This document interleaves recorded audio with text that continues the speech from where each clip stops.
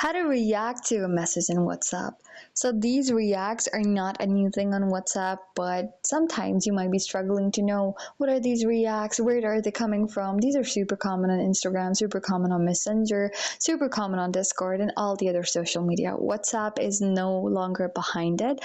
So I'm going to show you how you can react to a message on WhatsApp. Head over to the chat that you want to react onto. Select the specific message that you want to react to. Let me see this one. You're gonna long press on it, and these are few default reacts that WhatsApp already has for you. There's one with thumbs up, a red heart, a laughing emoji, a surprised emoji, a crying emoji, and a grateful clapping emoji.